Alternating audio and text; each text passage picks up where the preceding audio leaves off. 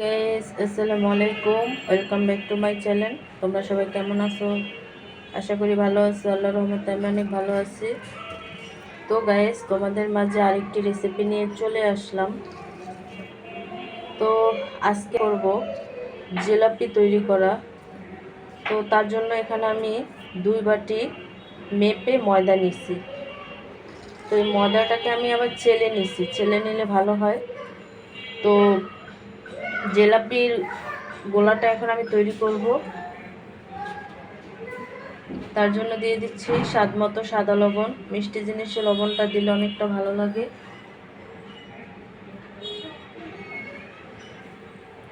দিয়ে দিচ্ছি খাবারের সোডা।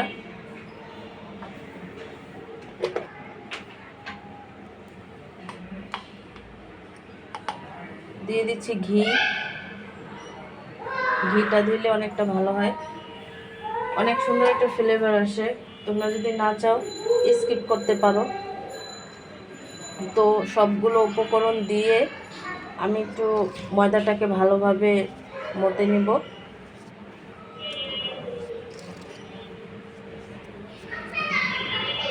তো জিলাপিতে টক জিনিস দিতে হয়, তার জন্য আমি এখানে লেবুর রস নিছি। লেবুর রস বা ভিনেগার ব্যবহার করতে হয়, বা টক দই। তো এখানে আমি লেবু দিছি।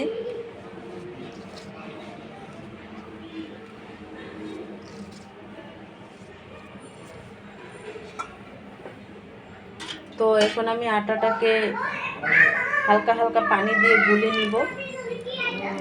একবারে পানি দেওয়া যাবে না, অল্প অল্প পানি দিয়ে ময়দাটাকে মিক্স করে নিতে হবে। বেশি পানি দিতে গেলে ময়দাটা লেটকে যাবে। তো গাইস, জিলাপির ব্যাটারটা আমার তৈরি হয়ে গেছে। তো ব্যাটারটা গলিয়ে আমি এটাকে 5 মিনিট অনবরত ফেটছি হাত দিয়ে, কারণ এটাকে ফেটে নিতে হয়। তোমরাও ফেটে নিবে, ফেটে নিলে ভালো হয়। তো এখানে আমি সামান্য ফুড কালার করব, তার জন্য কালার দিয়ে দিচ্ছি। সাদা সাদা কালারটা ভাল লাগে না, কালার করলে অনেকটা সুন্দর হয়।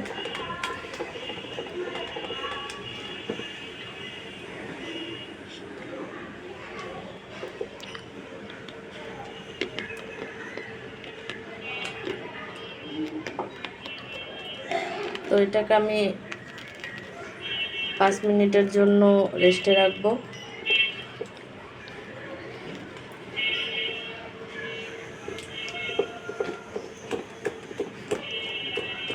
তোমরা এইভাবে ফেটে নেবে, যত ফেটবে তত ভালো হয়।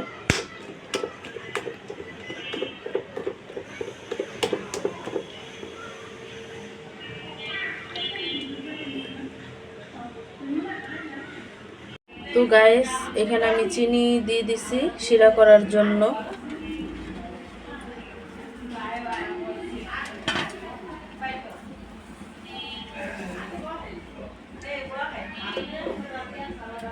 তো এখানে আমি পানি দিয়ে দিচ্ছি শিরা করার জন্য।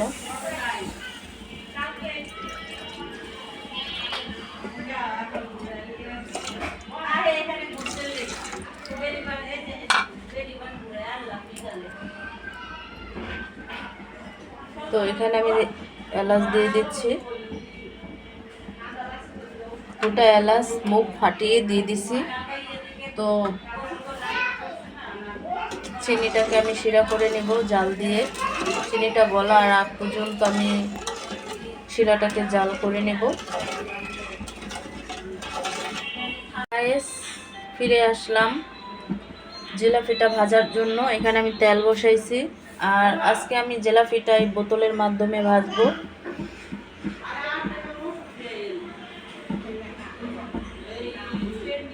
তো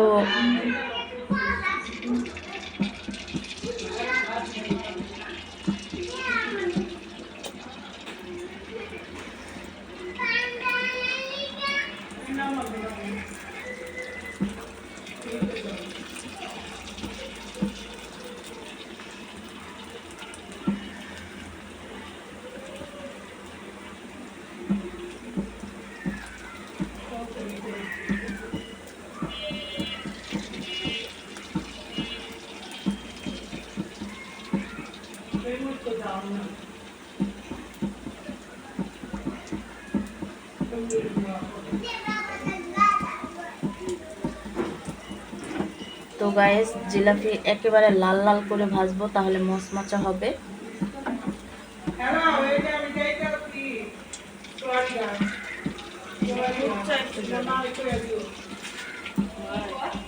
তো আমি জিলাপিগুলা লাল লাল করে ভাজবো মচমচা করে, তাহলে জিলাপিটা অনেকটা টেস্টি হবে।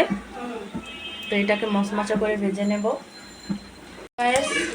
আমি আবার জিলাপি ছেড়ে দিছি, তো এটাকে আমি একটু হালকা মিডিয়াম কালার করে নামাবো, যাতে একটু মুচমচা হয়।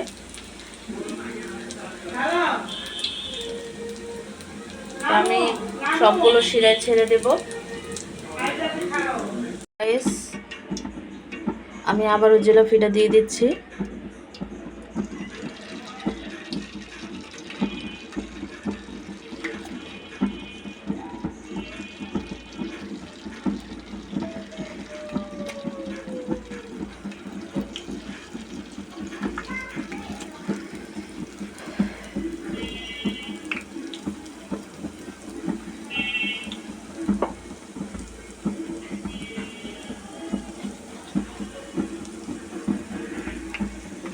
আমার কড়াইটা একটু ছোট হয়ে গেছে, যার ফলে